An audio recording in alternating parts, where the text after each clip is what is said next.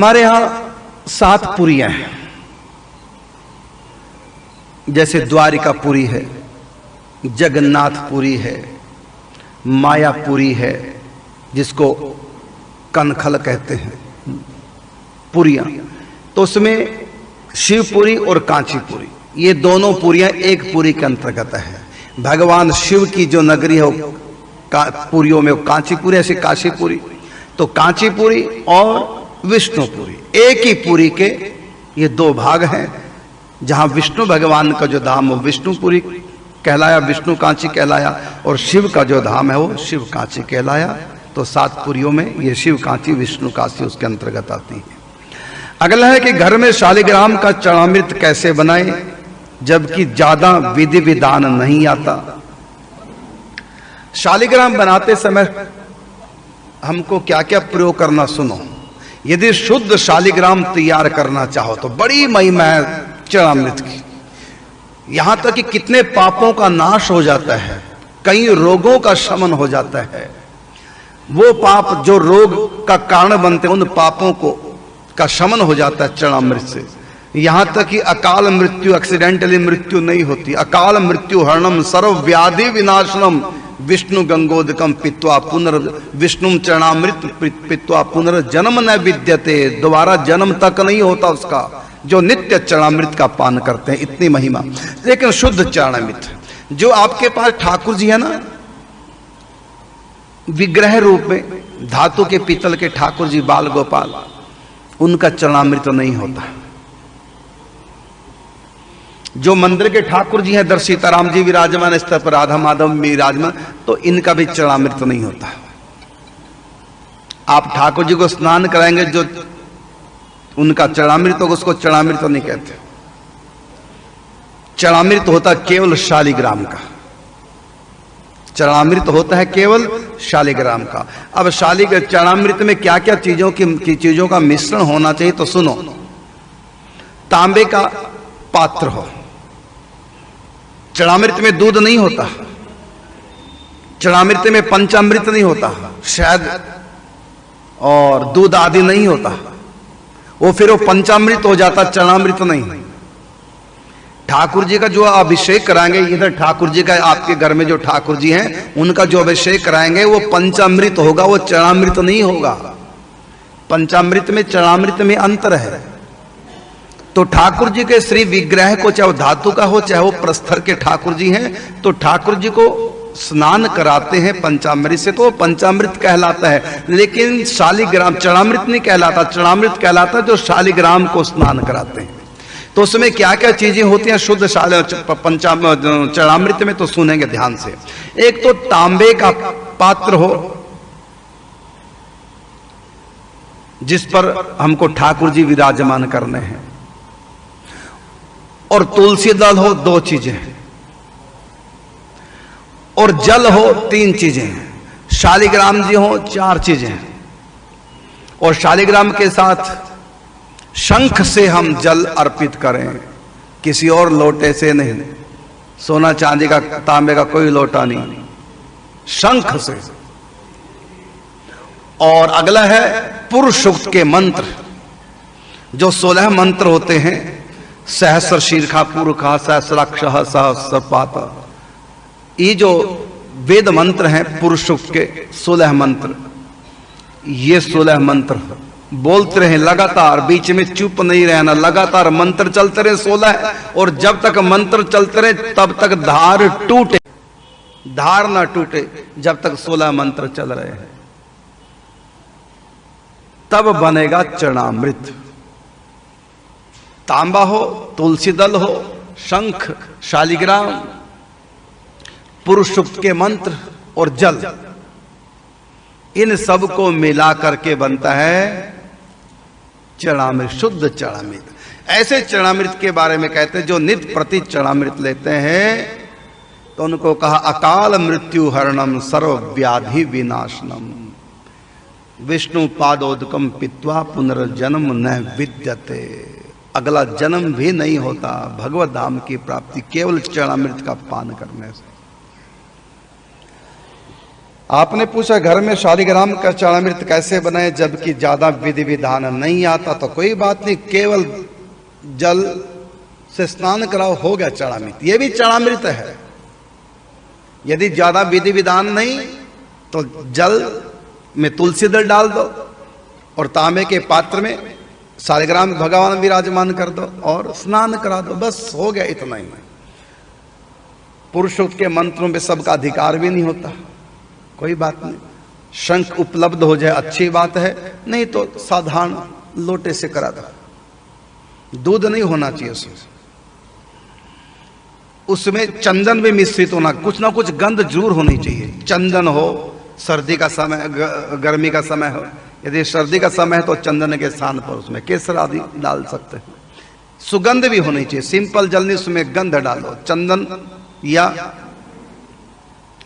कस्तूरी डाल सकते हैं, केसर डाल सकते हैं, कुछ ना कुछ सुगंधित उसमें होनी चाहिए। इस प्रकार इन सब को मिला करके बनता है शुद्ध चरणामृत। जितना आपसे हो सके, आप वैसे आसानी से सब कुछ कर सकते हैं, एक ही कमी रहेगी, वह है पुरुष सूक्त के 16 मंत्र। तो उसके स्थान पर आप गुरु मंत्र का जाप करते हुए चरणामृत बना लें और नित्य प्रति स्वयं भी पान करें। अपने बच्चों का स्वभाव में सुधार हो जाता है। चामृत का पान, बल्कि मीरा ने तो नेम लिया था, चरणामृत को नेम हमारो। मीरा हर रोज चरणामृत तैयार करती थी, करवाती थी मंदिर में। और फिर वो जोशी पंडित जी थे, उन पंडित जी से, जोशी पंडित जी से मीरा चरणामृत बनवाती थी, तो उसका नित्य प्रति पान करती थी, नेम था मीरा का। तो आप जितना कर सके करें, नहीं तो आप सब कुछ आसानी से कर सकते हैं। दो चीजों की आपके घर में कमी हो सकती है, एक तो पुरुष सूक्त के मंत्रों की और दूसरा शंख की। मंदिर में शंख मिल जाता है, पुजारी को पुरुष सूक्त के मंत्र आते हैं, और ना भी हो घर में आप नित्य प्रति बना सकते हैं। तो बिना शंख और बिना पुरुष सूक्त के मंत्रों के बाकी जो 6 रह गए उनसे आप वो कर सकते हैं। अगला है तुलसी जी घर में छत पर है, शालिग्राम जी तुलसी जी के साथ ही हैं, तो क्या भोग मंदिर में लगाएं या शालिग्राम के लिए छत पर जाएं? मंदिर में यदि आपके ठाकुर जी हैं, बस मंदिर में भोग लग गया, सबका भोग लग गया।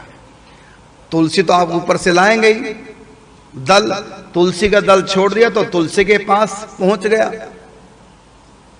प्रसाद, और तुलसी ने ठाकुर जी को भोग लगा दिया, हो गया। छत पे अलग से जाने की आवश्यकता नहीं। बाकी छत पर नित्य प्रति जल देने के लिए आप जाएंगे, परिक्रमा करने के लिए जाएंगे, दीप दान करने के लिए जाएंगे, स्तुति तुलसी की करने जाएंगे, शालिग्राम जी के तुलसी जी के दर्शन करने जाएंगे। अब अगला प्रश्न अभी अभी आया है, आत्म स्वरूप और परमात्मा के स्वरूप में क्या अंतर है, ये बताएं। बड़े बड़े कठिन प्रश्न कर रहे हैं आप लोग। आत्म स्वरूप में और परमात्मा के स्वरूप में क्या अंतर, सुनो। जैसी आत्मा वैसे परमात्मा, जैसे परमात्मा वैसी आत्मा। चेतन है परमात्मा, आत्मा भी चेतन है। परमात्मा अमल है तो आत्मा भी अमल है। परमात्मा भी सच्चिदानंद घन है तो आत्मा भी सच्चिदानंद घन है। इस हिसाब से आत्मा और परमात्मा इन गुणों में तो एक बराबर है। आत्मा भी अजर अमर है, परमात्मा भी अजर अमर है।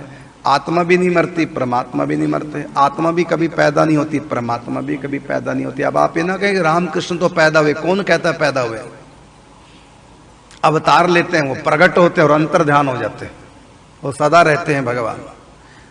कृष्ण कभी पैदा नहीं हुए। जब ब्रज में श्री कृष्ण आए मथुरा जेल में, उससे पहले भी श्री कृष्ण भगवान थे अपने गोलोक धाम में। वहां से चलकर यहां आए, बाल रूप में आ गए, पैदा नहीं हुए, प्रकट होते हैं। भाई प्रकट कृपाला दीन दयाला कौशल्या हितकारी। अच्छा, बच्चा जब पैदा होता है तो नंगा होता है कि कपड़े पहन के पैदा होता है? बच्चा जब पैदा होता है श्रृंगार करके पैदा होता है। लेकिन हमारे कन्हैया जब प्रकट होते हैं ना, तो 4 भुजाएं थी, पूरा श्रृंगार था। समझना बात को। और कौशल्या के यहां भी जब आए हैं ठाकुर जी, जन्म लिए हैं, तो नंग दड़ंग नहीं, आदमी नंग दड़ंग जन्म लेता है, लेकिन भगवान तो प्रकट होते हैं पूरे वस्त्र चतुर्भुज श्रृंगार, शंख चक्र गदा पद्म धारण किए हुए हैं। बालक रूप में ठाकुर जी प्रकट हो गए हैं। उपजा जब ज्ञाना मन मुस्काना। जब ज्ञान उपजा भगवान नारायण के दर्शन करके बाल रूप के, तो कहा कि कीजिए शिशु लीला अति प्रियशीला। क्या कहती हैं मातेश्वरी कौशल्या? कीजिए शिशु लीला, आप बचपन की लीला करो ना। तो उसी समय सुन रोदन ठाना, तुरंत भगवान होई बालक सुर भूपा, तो तुरंत ठाकुर जी बालक बन गए। पैदा नहीं हुए बालक, जन्म तो लिया था पूरे चतुर्भुज, कपड़े पहने, श्रृंगार। और जब मां ने कहा कि आप जब बालक बनना है तो फिर ढंग से बालक बनिए, आप तो बाप बन के पैदा हुए हैं, बच्चे बन के थोड़ी। तो कहा ठीक है, सुन वचन सुजाना रोदन ठाना, होई बालक सुर भूपा। अर्थात सुरभू का मतलब देवताओं के भी जो देवता परमात्मा है, वो मां की बात सुन के कौशल्या की बालक बन गए और रोदन ठाना, अर्थात रोने लग गए, बच्चों जैसे बन गए। और बच्चे जब जन्म लेते हैं तो नंग दड़ंग होते हैं, तो राम जी भी नग्न। तो ये भगवान पैदा नहीं होते, भगवान तो प्रकट होते हैं, अंतर्ध्यान होते हैं। तो आपने पूछा आत्मा परमात्मा में अंतर क्या, तो मैंने कुछ बातें बताई कि आत्मा परमात्मा एक जैसी है, लेकिन कुछ बातों में अंतर भी है। आत्मा और परमात्मा में कुछ बातों में अंतर है। क्या? आत्मा देह में बद्ध है, परमात्मा स्वतंत्र है। आत्मा अधीन है, या तो माया के अधीन है या फिर भगवान के अधीन है, लेकिन परमात्मा परम स्वतंत्र, न सर पर कोई। ये अंतर बता रहा हूं। आत्मा की शक्ति सीमित है, परमात्मा की शक्ति असीम है। आत्मा सृष्टि का सृजन, आत्मा सृष्टि का पालन, और कोई भी आत्मा सृष्टि का संहार नहीं कर सकती, लेकिन परमात्मा सृष्टि सृजन और सृष्टि का सृजन, पालन एवं संहार कर सकते हैं। जितनी शक्ति परमात्मा में, उतनी शक्ति आत्मा में नहीं। और आत्मा अणु ही जीवम प्रतिदेह भिन्नम, आत्मा अणु के समान, अर्थात बहुत छोटी है और हर शरीर में अलग अलग है, लेकिन परमात्मा छोटे नहीं, सब जगह है और एक समान है, सब के अंदर बराबर है। तो आत्मा सब की अलग अलग है और सब के अंदर परमात्मा अलग अलग नहीं, परमात्मा सब के अंदर एक ही है। तो ये अंतर बताया। तो आपका प्रश्न था आत्मा, आत्मस्वरूप और परमात्मा के स्वरूप में क्या अंतर, तो आपको बताया। अगला प्रश्न, आज्ञा चक्र से क्या भगवान दिखते हैं? सहज स्वरूप के बारे में बताएं। आज्ञा चक्र से भगवान के दर्शन नहीं होते। भगवान के दर्शन केवल प्रेम भक्ति से सुलभ हैं। योग के साधन से आज्ञा चक्र तक अगर आपकी सुरति पहुंच गई तो आप देह के बंधन से मुक्त हो सकते हैं, देहाशक्ति समाप्त हो सकती है, आत्म कल्याण की तरफ आप प्रशस्त हो सकते हैं, आत्म साक्षात्कार की तरफ आप एक कदम रह गए, बस उससे आगे यहां तक आप बढ़ जाएंगे। और ये योग का जो पथ है, ये परमात्मा तक नहीं जाता, ये आत्मा तक जाता है। इस पथ पर चल करके आत्म साक्षात्कार तो हो सकता है, परमात्मा का साक्षात्कार नहीं हो सकता। तो आपने प्रश्न किया आज्ञा चक्र से क्या भगवान देखते हैं, तो जी नहीं। हाँ, बस कल्याण से एक कदम की दूरी पर आप रह गए, आत्म साक्षात्कार से एक कदम की दूरी पर आप हैं। भाई इसके अगला स्टेप जो है वो आत्म साक्षात्कार का है, लेकिन आत्म साक्षात्कार होने पर भगवान मिल जाए कोई गारंटी नहीं। हाँ, कल्याण तो हो जाएगा, आत्म साक्षात्कार होने से कल्याण हो जाएगा, जन्म मरण के बंधन से छूट जाएंगे, लेकिन राम कृष्ण के साकार भगवान के दर्शन नहीं होंगे। ये तो दर्शन होंगे भक्ति के द्वारा, योग के द्वारा नहीं। ना ज्ञान के पंथ से भगवान मिलते हैं, ज्ञान के योग के पंथ से मुक्ति हो जाएगी, लेकिन राम कृष्ण का साक्षात दर्शन नहीं होता। वो तो केवल राम, तो केवल प्रेम प्यारा, जान ले ही कोई जान न हारा, मिला ही ना रघुपति बिन अनुरागा।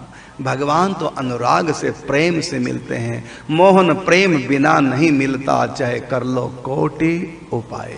इसलिए जो भी तुम भजन पूजा पाठ करते हो, इसके बदले में प्रेम मांगना, सब कर फल हरि भक्ति भवानी, जेते साधन वेद बखानी, सब कर फल हरि भक्ति भवानी। भगवान शंकर जी माते श्री पार्वती से कहते हैं जितने भी साधन हैं, जेते साधन वेद बखानी, हमारे वेद शास्त्रों में जितने भी उपासना साधन हैं उनका सबका फल क्या मांग रहे हैं? जेते साधन वेद बखानी, सब कर फल हरि भक्ति भवानी।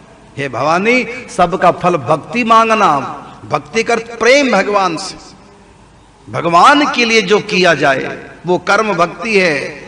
और भगवान के लिए करने की जो भावना हम भगवान को खुश करने के लिए करें, ये सब भक्ति के अंतर्गत आती है। और ये भक्ति साकार की होती है, निराकार की भक्ति नहीं। निराकार के लिए तो योग होगा या फिर होगा ज्ञान, लेकिन साकार भगवान के लिए ना तो ज्ञान काम आएगा ना योग काम आएगा, वहां तो भक्ति काम आएगी। और आपने आज्ञा चक्र की बात की है, तो आज्ञा चक्र से क्या भगवान मिलते हैं? तो जी नहीं मिलते। आत्म साक्षात्कार का ये रास्ता है, परमात्मा के साक्षात्कार का नहीं। परमात्मा के साक्षात्कार का रास्ता केवल भक्ति, भक्ति प्रियो माधव। और अगला प्रश्न आपने कहा कि सहज स्वरूप के बारे में बताएं। सहज स्वरूप कहते हैं अपने आप आत्मा का। देहात्म बुद्धि जब समाप्त हो जाएगी, देहाध्यास समाप्त होने के बाद जो बचा रह जाएगा चेतना, आपकी स्वयं की अनुभूति, वही है सहज स्वरूप। और आपका सहज स्वरूप क्या है? चिदानंद। आत्मा सत्य तो है लेकिन चैतन्य है और आनंद स्वरूप है। निजानंद कह लो, ब्रह्मानंद कह लो, सहजानंद कह लो, एक ही ब्रह्मानंद, एक ही तत्व के नाम है। लेकिन श्री कृष्ण का जो सुख मिलेगा उसको ब्रह्मानंद सहजानंद नहीं कहते, उसको कहते हैं प्रेमानंद या परमानंद। तो सहज स्वरूप के बारे में बताएं तो आत्म साक्षात्कार को ही सहज स्वरूप कहते हैं। इसलिए कहा कि मम दर्शन फल परम अनूपा, जीव पावहि निज सहज स्वरूप। अर्थात जीव देहात्म बुद्धि को छोड़ देता, मैं शरीर हूं, ये अज्ञानता मिट जाती है, मैं आत्मा हूं। अहम ब्रह्मास्मि तत्वमसि प्रज्ञानम ब्रह्म अयम आत्मा ब्रह्म, ये जो फीलिंग है इसी का नाम है सहज स्वरूप। अगला प्रश्न है, मैं गुरु मंत्र और हरे कृष्णा की 16 माला करती हूं, क्या यह सही है? जैसे 8 माला गुरु मंत्र की और 8 हरे कृष्ण की। बिल्कुल ठीक है, आप कीजिए बैठकर जितना कर सकते हैं। अगला प्रश्न है, राधे राधे महाराज जी। महाराज जी, चातुर्मास में गलती से एक दिन पीली मूंग की दाल खा ली, तो क्या मेरा व्रत खंडित हो गया? क्या इसका कोई फल नहीं मिलेगा क्या? जी नहीं, आप घबराइए मत।